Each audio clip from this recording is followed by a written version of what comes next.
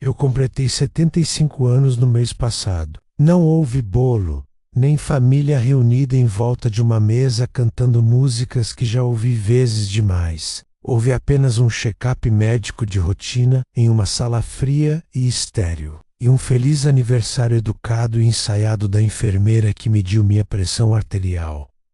Ela não foi sincera, e eu não precisava que fosse. Mas enquanto eu estava sentado ali, ouvindo a batida rítmica do meu próprio coração através do estetoscópio, um pensamento aterrorizante me atingiu. Passei 75 anos mantendo este coração batendo, mas esqueci de dar a ele um motivo para continuar. Eu tenho uma neta. O nome dela é Lily. Eu sei disso porque vi o nome dela em um anúncio de nascimento. 6 anos atrás, um pedaço de papel que guardo na gaveta de cima da minha escrivaninha, escondido sob meus extratos bancários. Eu nunca a conheci. Nunca senti o cheiro de shampoo de bebê no cabelo dela, nem senti sua mãozinha pegajosa apertar meu polegar. Ela tem 6 anos, uma vida inteira de primeiros passos e primeiras palavras, que eu nunca fui convidado a presenciar. Meu filho, Michael, deixou essa decisão muito clara. E a parte mais difícil, a parte que me mantém acordado, quando a casa fica silenciosa demais às 3 da manhã, é que eu sei que conquistei esse silêncio por merecimento. Meu nome é Richard. Durante a maior parte da minha vida, acreditei que estava construindo um reino. Achei que cada noite tardia no escritório, cada jantar perdido e cada voo que peguei enquanto minha família dormia era um tijolo em um muro que os protegeria para sempre. Cresci vendo meu próprio pai, Samuel, se acabar de trabalhar em uma pequena loja de ferragens. Lembro-me do cheiro de graxa e da visão de seus nós dos dedos machucados enquanto ele lutava para pagar a conta de aquecimento. Jurei que minha família jamais conheceria esse tipo de medo. Eu igualava amor a uma conta poupança com juros altos. Achava que segurança era a forma definitiva de afeto. Eu não entendia na época, mas não estava construindo um reino. Estava apenas construindo distância. Eu tinha 29 anos quando Michael nasceu. Lembro-me de segurá-lo pela primeira vez no hospital. Sua mãe, Anne, o segurava como se ele fosse o vidro mais frágil do mundo, seus olhos nunca saindo do rosto dele. Eu o segurava como se ele fosse uma responsabilidade, um projeto que precisava ser gerenciado, um futuro que precisava ser garantido. Essa diferença parece pequena quando se é jovem e cheio de ambição. Você diz a si mesmo que alguém tem que ser o prático. Alguém tem que manter as luzes acesas. Mas, ao longo de décadas,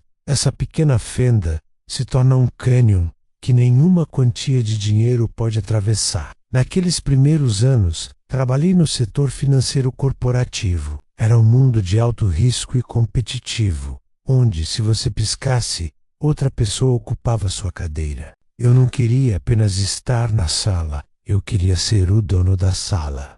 Promoções eram meu oxigênio. Michael era uma criança quieta, muito mais sensível do que eu jamais me permiti ser. Ele gostava de desenhar não apenas rabiscos, mas foguetes intrincados e planetas vastos e solitários. Ele via coisas que eu não tinha tempo de olhar. Uma terça-feira à noite, consegui chegar em casa antes de ele dormir. Ele tinha 7 anos. Veio correndo até mim com uma caixa de papelão e um rolo de fita adesiva, seus olhos brilhando com um tipo raro de esperança. Pai, você me ajuda a construir uma nave espacial de modelo para o projeto da escola? Tem que ser grande o suficiente para um piloto. Olhei para o meu relógio. Eu tinha uma teleconferência com Londres às 9 da noite e 3 relatórios que precisavam da minha assinatura. Eu vou, Michael. Eu prometo. Só me deixe terminar essa coisinha, eu disse. Naquela noite, fiquei no meu escritório em casa, até a casa escurecer. Na noite seguinte, uma crise no trabalho me segurou até a meia-noite. Na terceira noite entrei na sala de estar e vi a nave espacial. Estava torta mantida unida por fita de mais e muita oração. Anne a construiu com ele. Quando Michael me viu olhando, ele não correu até mim. Ele apenas ficou parado ali, procurando em meu rosto uma reação. Eu disse: ficou legal, amigão. Bom trabalho. Lembro-me da maneira como seus ombros baixaram, apenas uma fração de centímetro. Eu disse a mim mesmo que ele estava apenas cansado do dia de escola. Eu estava errado. Ele não estava cansado. Ele estava decepcionado. E aquela foi a primeira vez que senti algo quebrar silenciosamente dentro da nossa família. Uma rachadura imperceptível que escolhi ignorar porque tinha uma reunião de orçamento na manhã seguinte. Se eu pudesse voltar àquela sala de estar, jogaria minha maleta no lixo. Eu me sentaria no chão e deixaria a fita grudar no meu cabelo. Eu seria o piloto daquela nave de papelão torta. Mas naquela época, eu achava que estava sendo um bom pai ao fornecer a casa onde a nave estava. Não percebi que uma criança não mora em uma casa. Ela mora na sua atenção. Anne costumava tentar. Ela era tradutora emocional do nosso lar, constantemente tentando transformar meu silêncio em algo que Michael pudesse entender. Ela me convidava para peças escolares, jogos de futebol e reuniões de pais e mestres. Perdi a maioria deles. Havia sempre uma reunião crítica ou um voo que eu não podia remarcar. Certa vez, quando Michael tinha 10 anos, ele teve um pequeno papel de fala em uma apresentação de Natal.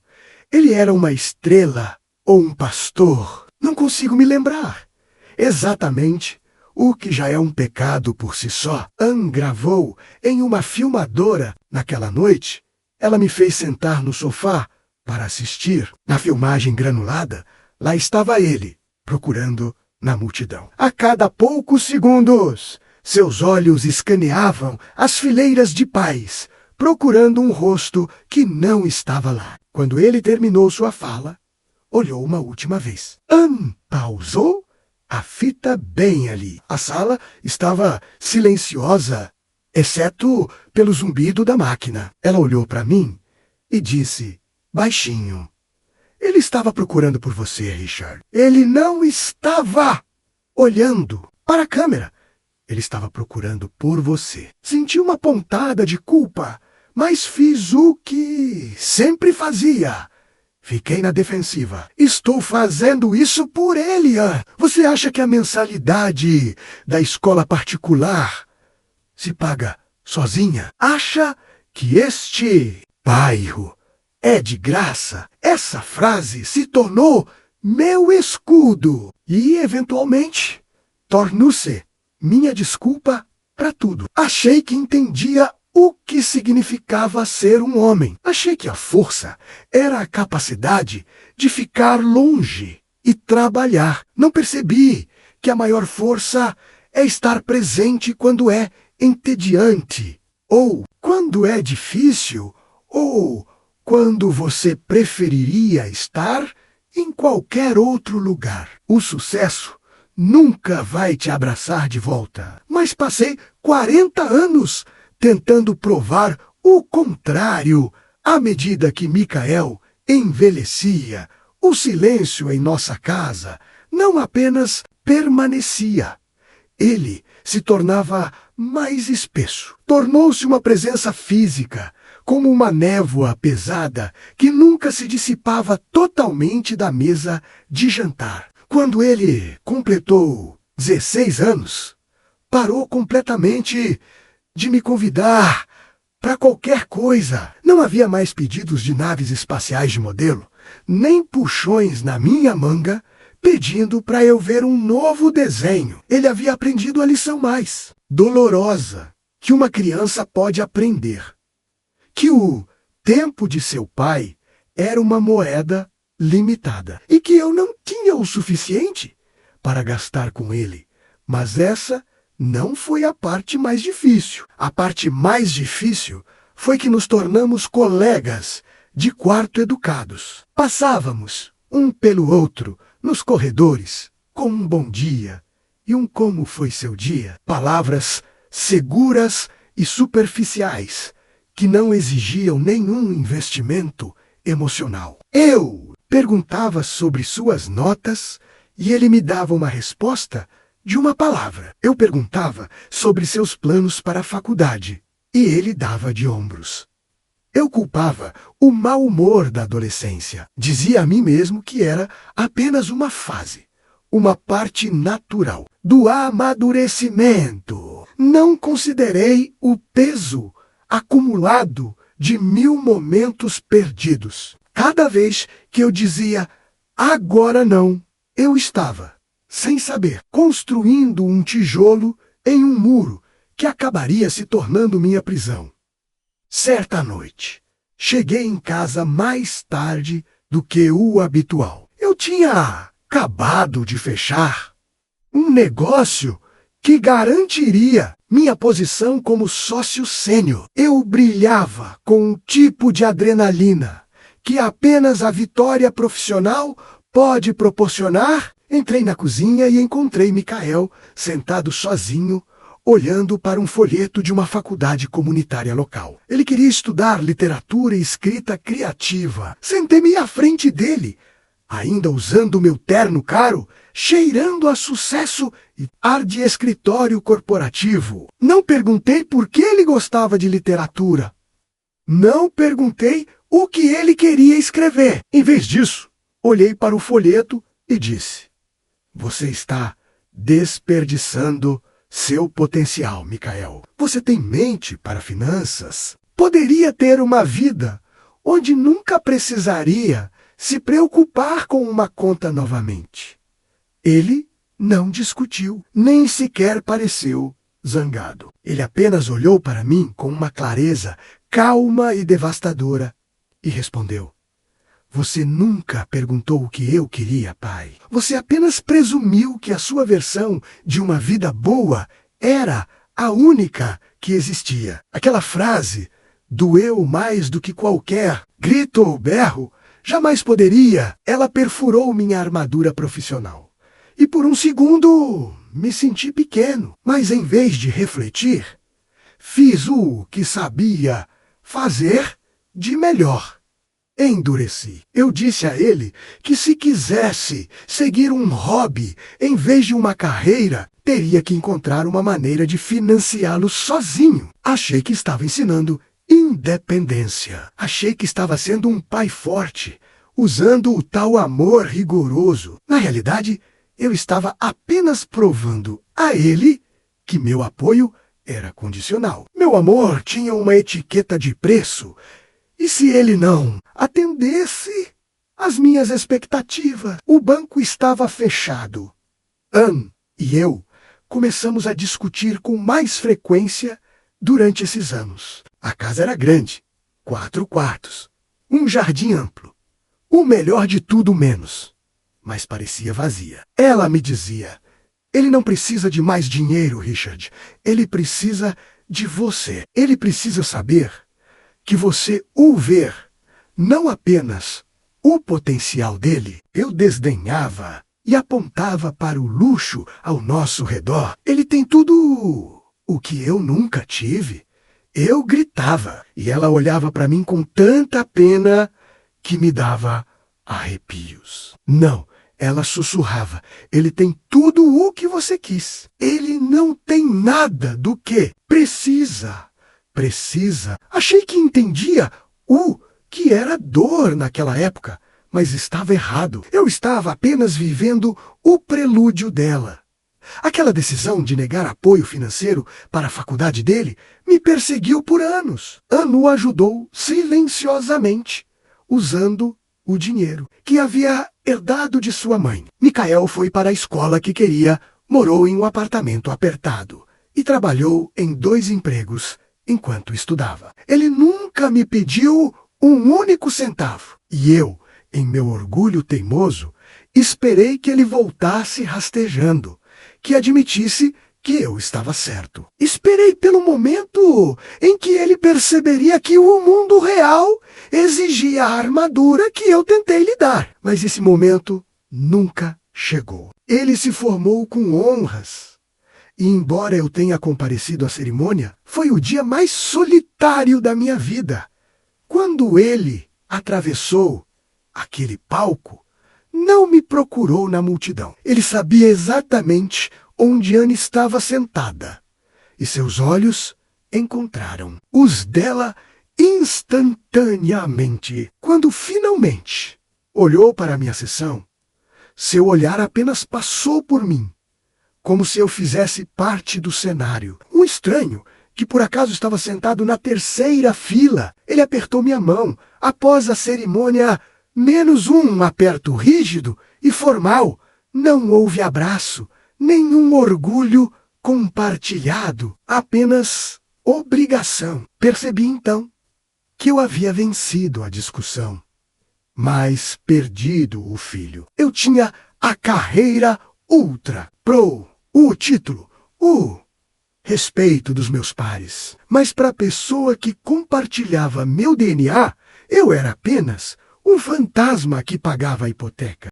Anne faleceu quando Michael tinha 28 anos. Foi câncer rápido, cruel e indiferente ao meu saldo bancário. Pela primeira vez em 40 anos, eu parei, aposentei-me mais cedo, não porque quis, mas porque percebi que a mulher que passou décadas esperando eu voltar para casa era agora quem estava partindo. Passei aqueles meses finais sentado ao lado da cama dela, vendo a luz sumir de seus olhos. Michael também estava lá, quase todos os dias. Ele tirou uma licença de seu trabalho como professor. Observá-lo cuidar dela era como observar um estranho. Ele sabia qual chá ela gostava quando a garganta estava inflamada. Sabia exatamente como afofar os travesseiros para que ela respirasse melhor. Sabia as histórias que a faziam sorrir quando a dor ficava forte demais. Percebi então que enquanto eu fornecia o teto sobre suas cabeças, Michael e Anne construíam uma vida dentro dele que eu nem sequer reconhecia. Eu me sentava no canto do quarto, um convidado no luto da minha própria família. Tentei ajudar, mas era desarreitado. Não conhecia os ritmos do cuidado. Certa noite, depois que Anne caiu em um sono profundo e medicado, Michael e eu nos sentamos na varanda. O silêncio não era mais aquele de colegas de quarto educados. Estava pesado com as coisas que não dizíamos há 20 anos. Tentei me aproximar. Disse a ele que estava orgulhoso do homem que ele se tornara, apesar das nossas divergências. Ele não olhou para mim, apenas observou o sol mergulhar no horizonte e disse: "Eu não me tornei este homem por causa da sua pressão, pai. Eu me tornei este homem porque não queria ser solitário como você. Eu quis ficar zangado. Quis falar sobre os sacrifícios, as longas horas, o peso do mundo nos meus ombros. Mas as palavras morreram na minha garganta, porque, olhando para ele, percebi que ele não estava mais bravo. Ele estava apenas exausto. Após o funeral, a casa tornou-se um túmulo. Pela primeira vez, o trabalho não estava lá para me distrair. Não havia mais reuniões, nem e-mails, nem metas para bater. Apenas o tic-tac do relógio de pêndulo no corredor e os ecos de uma vida que vivi pela metade. O silêncio era barulhento. Era um lembrete constante de que eu troquei a infância do meu filho por uma coleção de móveis caros e uma conta de aposentadoria que não tinha ninguém com quem gastar. 2 anos depois, Michael ligou para dizer que ia se casar com Sophie. Senti um lampejo de esperança, menos aquela falsa esperança do meio do caminho, de que talvez um casamento pudesse ser o botão de reinicialização de que precisávamos. Compareci, é claro. Usei meu melhor terno. Escrevi um cheque de um valor generoso como presente de casamento. Na recepção, foi minha vez de fazer um brinde. Fiquei ali, olhando para o meu filho e sua nova esposa, e percebi, com um golpe esmagador, que eu não sabia o suficiente sobre ele para falar de coração. Meu brinde foi formal. Falei sobre dedicação, estrutura e construção de uma base. Parecia uma proposta de negócios. Vi Sophie olhar para Michael com uma pena suave e protetora. E vi Michael apenas assentir educadamente, com os olhos distantes. Eu era um estranho, fazendo um discurso no casamento de um estranho. Então veio Lily. Quando Michael ligou para dizer que era pai, senti algo se mexer dentro de mim, que não sentia desde que o segurei pela primeira vez naquele hospital. Uma segunda chance. Pensei, é isso, é assim que eu conserto tudo. Entrei no modo provedor novamente. Comprei o berço mais caro do mercado. Abri uma conta poupança enorme para a faculdade dela antes mesmo de ela conseguir engatinhar. Enviei presentes toda semana. Achei que poderia comprar meu caminho para o papel de avô. Achei que, se eu fornecesse o suficiente para Lily, Michael me perdoaria por não ter fornecido para ele. Mas Michael não queria o dinheiro. Ele devolveu os carrinhos de bebê caros. Guardou os papéis da conta poupança em uma gaveta, sem nunca tocá-los. Uma tarde, quando visitei sua casa pequena e modesta, tentei dar a Lily um colar de ouro. Ela tinha 3 anos, brincando com um trenzinho de madeira. Michael parou minha mão. Ela não precisa de ouro, pai. Ela precisa que você apenas se sente no chão e brinque. Eu ri, dizendo que não queria que ela crescesse sem as melhores coisas da vida. Foi quando ele disse a palavra que mudou tudo. Você não estava ausente, pai, disse ele, com a voz assustadoramente calma.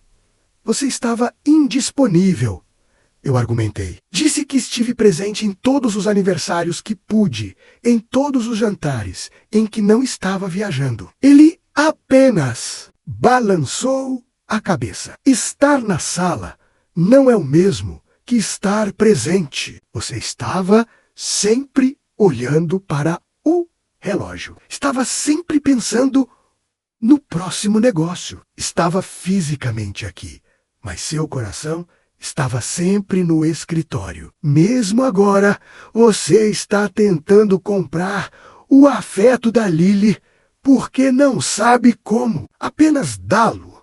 Você ainda está indisponível, Richard. Você apenas está aposentado agora. Saí de lá naquele dia sentindo uma dor oca no peito. Achei que ele estava sendo injusto. Achei que ele estava sendo dramático. Mas então, algumas semanas depois, veio o golpe final.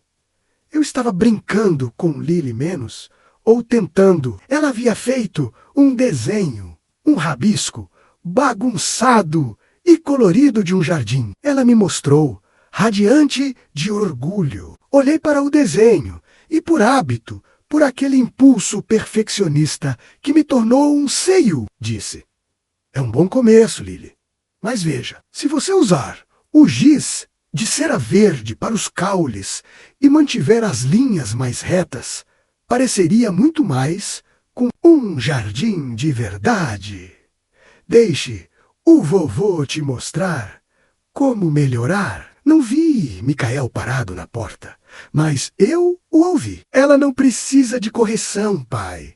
Sua voz era como gelo. Ele se aproximou, tirou o desenho da minha mão e se ajoelhou ao nível da Lily. Tá lindo, Lily. É exatamente como um jardim deve ser. Então, Ele olhou para mim. Não havia raiva, apenas um limite silencioso e firme. Passei minha infância inteira tentando ganhar sua aprovação. Passei 30 anos sentindo que nunca era arrumado o suficiente ou bem-sucedido o suficiente para você. Não vou deixar minha filha sentir isso. Não vou deixar que ela sinta que tem que ser melhor para ser amada. Aquela foi a última vez que os vi. Algumas semanas após aquele dia na sala de estar, recebi um telefonema de Sophie. Não foi um convite, foi uma explicação calma e clínica. Ela me disse que, para o bem da saúde emocional da família deles, eles precisavam de espaço. Ela usou a palavra limites. É uma palavra moderna, que a minha geração não usava muito. Usávamos palavras como dever e disciplina. Mas aprendi que limites são os muros que as pessoas constroem quando não se sentem mais seguras. Eu construí meus próprios muros por 40 anos, menos muros de trabalho, muros de silêncio, muros de dinheiro. Agora, sou forçado a viver do lado de fora dos deles. Tenho 75 anos agora. Tenho um coração que funciona bem o suficiente para a minha idade. Uma casa quitada e um carro que está sempre limpo. Tenho tudo pelo que passei a vida trabalhando. E nunca fui tão pobre. A consciência sem tempo é um presente cruel. É como receber a chave de uma casa que já pegou fogo. Sento-me no meu escritório, a mesma sala onde costumava me esconder da infância de Micael, e olho para o telefone. Ele nunca toca. Não para mim. Envio cartões de aniversário para Lily todos os anos. Passo horas escolhendo-os, procurando os que não soam formais demais. Os que podem fazer uma criança de 6 anos sorrir. Escrevo um bilhete à mão em cada um, dizendo que o vovô a ama. Eles sempre são devolvidos, fechados.